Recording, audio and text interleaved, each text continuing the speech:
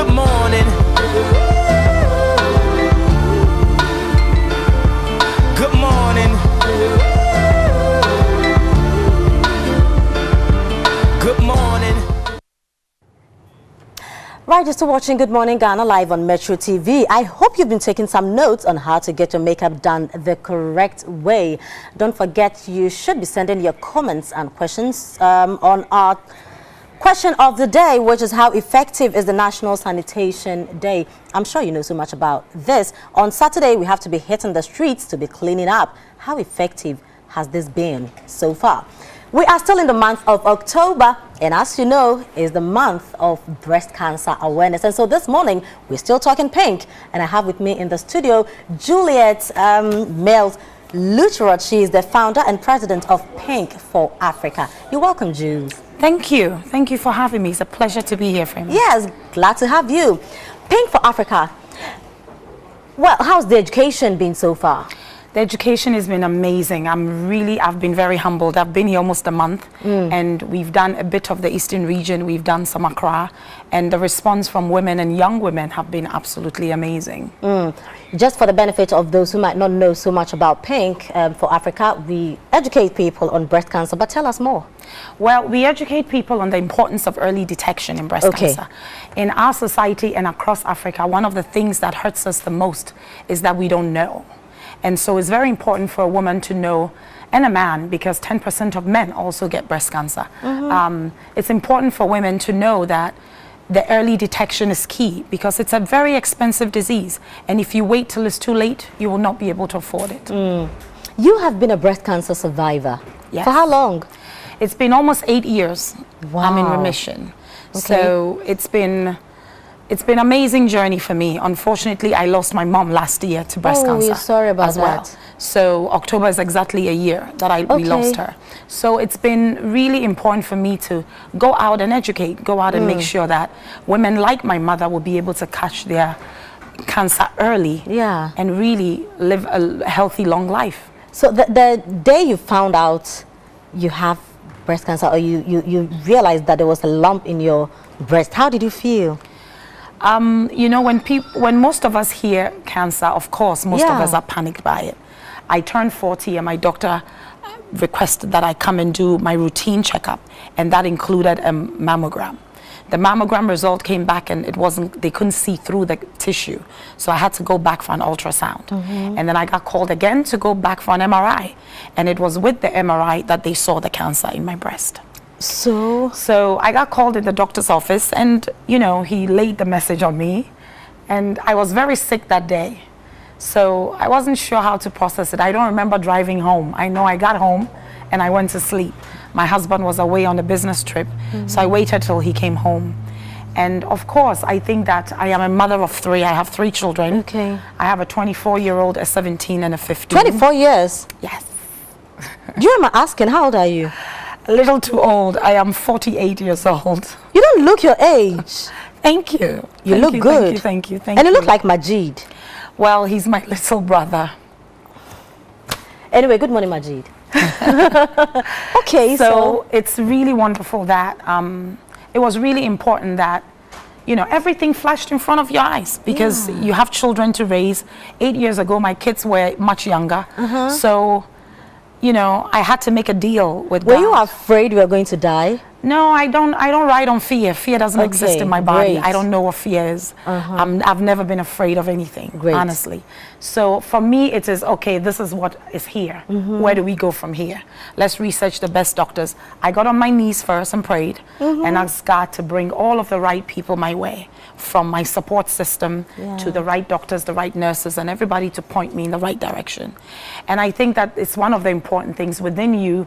Your faith has to be strong, and you have to understand that God did not bring it to you, but He's going to walk you through it. You know? So it was an interesting journey, but it was a really strengthening journey. Today I can sit here and say to you, cancer was the best thing that ever happened to me. How? Because it made me stronger than I've ever been. I live harder than I've ever lived. I love my children more than I've ever loved my children. Wow. And I cherish every moment with everybody. So you told them about it? I told my kids about it, yes. And how did they hide anything?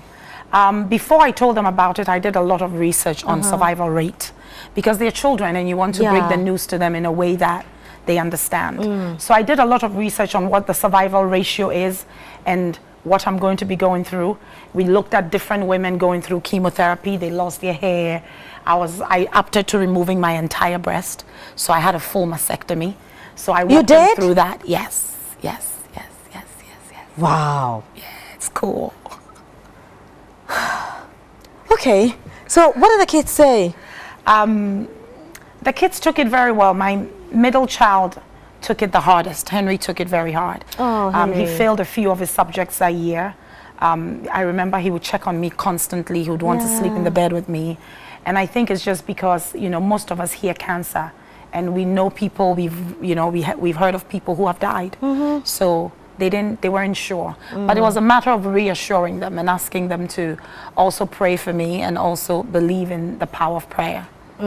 One of the major problems we have with breast cancer, and I guess cancers all around, is stigmatization. Yes. A lot of people have, I don't know what they think, but they feel if you have cancer and they come close to you, something will happen to them. So how was it like? Your friends, family, how did they take the whole news? Interestingly enough, I was diagnosed in the United States. So the stigma is a lot less than Africa, than across the globe, especially in Ghana. The support from my family was unbelievable. I remember after my surgery, my sister would drive. She lived 3 hours away from me. She would drive every day to come give me a bath. Oh, wow. So that was an amazing support for me. I couldn't believe it the first time she showed up. I was like, wow. She says, it's okay, I just want to come. I don't want your husband to do it. I want to come and give you a bath. So I think it's really important as women and as families and as men, we need to support each other. We need to support the family unit. And if your wife is going through something, please don't run away. I've come across plenty of women who have said their husbands took off out of fear. I think most of it is really fear of, the unknown, and it's not contagious. It is not,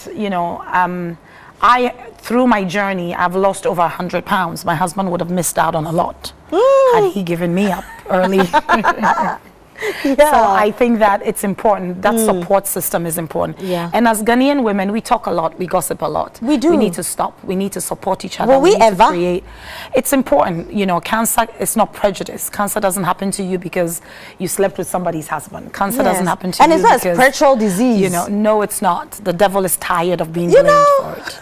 He really is. Right. So is that what motivated you, what inspired you to set up Pink for Africa 3 years ago? Absolutely. As a Ghanaian girl, born and raised, made in Ghana, I call myself.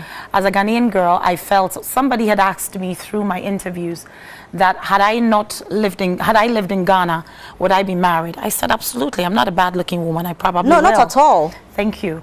Will I have 3 children? I said, most likely. Will I be a businesswoman? I said, most likely. I said, but would you be alive today? And I couldn't answer that question. And that really bothered me. So I knew I had to come home and make a difference and start to educate. So from age 12 and up, we educate young girls on the importance of, self-examination, when to self-examine, and all of that. All right. So how's the journey been so far for the past 3 years? It's been amazing. This year has been the biggest I've done. Wow. We've educated almost 15,000 people. This Saturday, we're going to be at Manche Agbona, educating Jamestown. Okay. Educating all the market women. We're pulling a whole bunch of market women together. I think that's such a great grand finale. I can't wait. I can just feel it. I can feel the energy. I can feel all of that. So I'm really excited about that. When you meet the people, how are the responses like? You feel the responses are amazing. Some of the young girls in the schools we've been to ask some of the most amazing questions. And I'm really glad because before I speak, one of the schools I spoke, there was 1,100 girls. And about maybe 6 of them knew of breast cancer. 6? Yeah, so by the time I leave, not only do they know about breast cancer, they have been educated on how to check their breast. Yeah. So it's very, very important that we do that. And as a young girl, we impress upon them and begin to remove the stigma that is going to be crippling them down the line. So you give this to everyone? Yes, we give this and we walk them through the steps. Okay. So this is a basic self-examination. When you're young, before you are 35 to 40, you really don't need a mammogram. So it's very important that you check your breast yourself. So with these steps, your 4 fingers is what you use. Okay. And these 4 fingers have a memory. So the more you check your breast, the more your fingers will remember your breast and the tissue in it. 1 week after your period is when you check your breast. Really? Yes. I didn't even know that. Yes. 1 week after your period, because all the tenderness, all the swelling, everything is gone back, and it's a good time to check. So 1 week you take the 4 fingers and you go in a circular mode. You put one hand behind your back. I learned something yesterday that I thought was absolutely brilliant. Okay, share it. I was on a panel with a doctor, and he mentioned that it's very important to look in the mirror and look at the reflection of your breast and make sure that the size is not too bigger, one is not too big than the other, and coloration, that there's no discoloration as well. Wow. So I thought that was awesome. I had to add it on your set. Yeah. So we go through the steps, one arm behind your head, and you check your breast 1 week after. Slowly go circular, and then when you're done, you pinch the nipple to make sure there's no fluid or anything. If anything feels abnormal, please go to the doctor. You do not have cancer. I do not want to put fear in you. Go to the doctor, let the doctor check your breast and test your breast and make sure everything is okay. Right. So is that the same process the guys should also go through? Very much so. Okay. Very much so. But can my husband do it for me? Absolutely. One of my very good friends, her husband found her lump.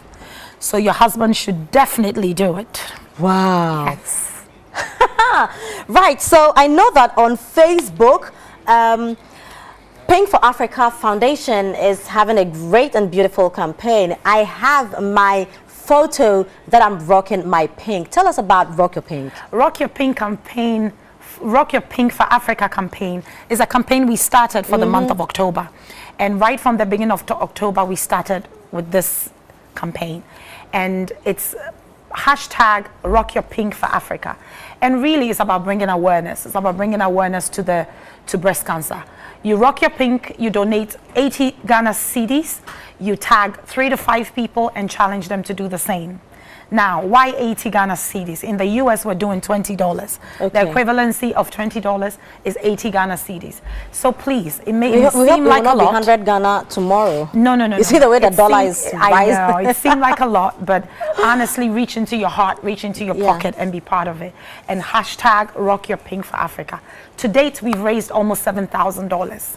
So join in the fun. Through Rock Your Pink? Facebook, yes. Wow. Yes. So I'm really humbled. So tell us something. You have been meeting all the girls as a people and the way we handle health issues in this country. Advise us. You know, we need to do better as women. We need to eat healthy. We need to exercise.